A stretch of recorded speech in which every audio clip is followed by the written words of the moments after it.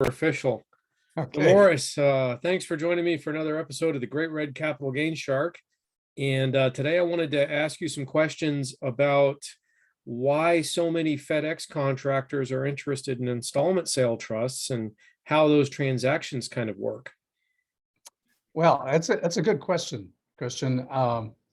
When a guy works for 5 or 10 years and builds something, he wants to enjoy the fruits of his labor.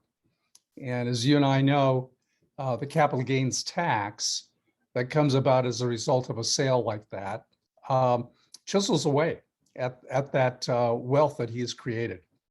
It can be in certain states, it can be more than 35%. And in a lot of states, it can be as much as 30%. And so you don't want to necessarily lose that earning power by having to pay the tax when you can defer that capital gains tax and have that tax money earn you money. And so they come to us looking for a solution to this problem. Wow. So you're saying that somebody that's selling a FedEx business, if they are selling it and looking to receive $1 million, they could actually, after tax, get somewhere between 600,000 or 700,000 if they don't plan their transaction correctly. So that does make sense. Yeah. So are there types of businesses that, I know that you're saying the FedEx contractors really like this particular one. Is it because they're allowed to treat more of their business model as an asset for deferral than other businesses, perhaps? Well, the rules behind an installment sale say that anything that is like unto inventory, so supply items, inventory items, and things of that nature can't be considered, when you sell them, can't be considered as capital gain. They're ordinary income.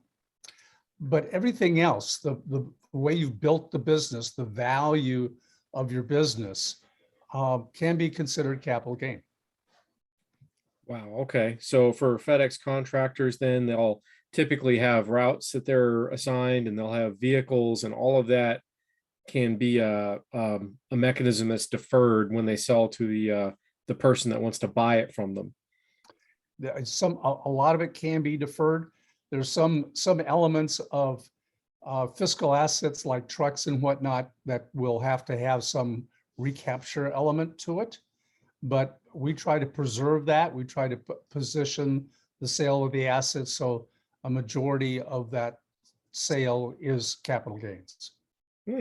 Well, I know that folks that would be interested in this video are going to be other FedEx contractors, and they're probably going to want to know how much money that they can get out of the sale tax-free, if they have to put everything in an installment sale trust, and what that might look like versus what they could get immediately out of the deal for the next part of their life.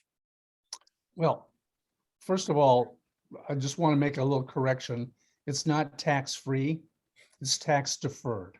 We just want to be real careful. We don't know if the IRS is listening, and even if they're not, we want to abide by the rules. And the rules that we abide by are under Section 453, which is the installment sale. And it is a deferral of tax until the money for the purchase is paid to the seller. And at that point in time, he then has to pay tax. Now, we can defer that gain for 10 years and more. And so it looks like it goes away, but it doesn't go away. It is there. And they're just paying it over a 10-year period of time. Or not. You don't even have to have it paid over a 10-year period of time. You can actually defer the full gain for the full 10 years and more. As long as you don't receive the sale price and only receive income from the proceeds from the sale, you still don't have any capital gains tax to pay. Interesting. So a FedEx contractor that wanted to sell their routes could actually use an installment sale trust, and the sale of their business would have a tax advantage and they would walk out of it with something like a pension, is what I think I just heard. Right, right. Yeah, we like to give them a reasonable rate of return and on the assets, and return the assets to them intact at the end of 10 years. So if the route was worth $1.5 million, we put the full $1.5 million to work for them, earning them income versus having only $1 million after tax. So using your example of $1.5 million sales price, if I remember correctly, CB Administrative Services pays a 6% note. So a 6% note on $1.5 million from the sale of a FedEx business would be about $90,000 per year for 10 years. And then at the end of the 10 years, they get their $1.5 million returned to them. Right, right. So that's $900,000, of which, if you figured that you only would have had $1 million had you paid the tax, they would have earned $60,000. So that's an additional $30,000 a year for 10 years. That's an additional $300,000 that they will earn. Yeah, that is a significant improvement in income. So where would a FedEx contractor find out more information about this particular deal? Well, they can Google CB Administrative Services and look us up. We're here to help them defer those capital gains tax. Okay, and I'll put a couple of informative bits at the bottom of this video interview set, and do what we can to spread the word through the FedEx contractor workspace. And apparently that is why there's so much interest. That's pretty significant turnaround in income just from a little bit of planning. And we've done a handful of these types of transactions in the past. Yeah, we've done about 6. You're right. Okay. You know, one of the things that I always like to mention, in this conversation, Christian, is it's better to find out and start learning about these things sooner than later.